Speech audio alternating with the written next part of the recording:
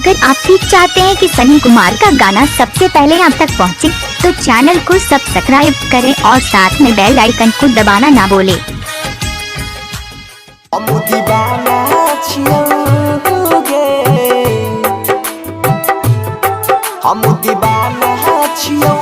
DJ सनी, गाना अच्छा लगे तो सनी का चैनल सब्सक्राइब करें।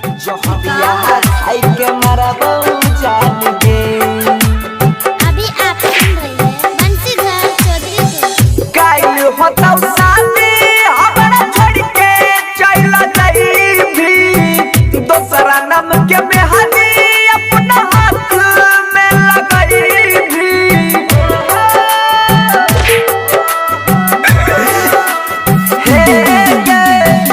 कायल होता साथी हमरा छोड़ के चला जाई भी, दूसरा नाम के मेहंदी अपना हाथ में लगाई भी। जिया के भरोसा हम नहीं करबौ जान गे, हम दीवाना छियौ गे, हम दीवाना छियौ। हमारा जे सतई भी जहरिया खाई के I love you Sunny Raja, I love you सनी राजा। हम दीवाना छियौ, हमारा जे सतई भी जहर खाई के मारबौ जान गे। ऐसे ही गाने सुनने के लिए चैनल को सब्सक्राइब करें और बेल आइकन को दबाना ना भूलें और वीडियो को लाइक कर देना। कांटेक्ट करने के लिए डायल करें मोबाइल नंबर 7800264229। क्या नाम है आपका? DJ सनी 7800264229। किस्मत में हमारा लिखल DJ सनी। रही न जान गे, झूठे हमार सपना झूठे सजल यार मान गे। हाँ किस्मत में हमारा लिखल और रही न जान गे, झूठे हमार सपना झूठे सजल यार मान गे। कोड़ी के गजदारी बन गेले मान गे, कहरी हो जान मनरी हो भगवान गे।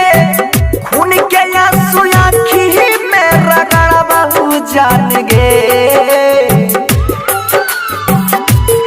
हम दीवाना छियौ गे, हम दीवाना छियौ। हमारा जे सतई भी जहरिया खाई के मारबौ जान गे। हम दीवाना छियौ, हमारा जे सतई भी जहर खाई के मारबौ जान गे। क्या नाम है आपका? DJ सनी मिक्सर। हाँ हाँ हम नहीं जाना लिया हुए दाना बन भी कठोर गे, हमारा छोड़ के दोसरा संग में बसाइले भी घोर गे। हाँ हम नहीं जाना लिया हुए दाना बन भी कठोर गे, हमारा छोड़ के दोसरा संग में बसाइले भी घोर गे। खोइने रही क्रिया के माथा पर हाथ गे, जन्म जन्म रहबै मनसी के साथ गे। सुधीर के बोलिया हमें न परबौ जान गे। कहाँ घर है? DJ सनी की बदलापुर। दीवाना छियौ गे, हम दीवाना छियौ। हमारा जे सतई भी जहरिया खाई के मारबहु जान गे। हम दीवाना छियौ, हमारा जे सतई भी जहर खाई के मारबहु सनी भाई मोबाइल नंबर 7800264229।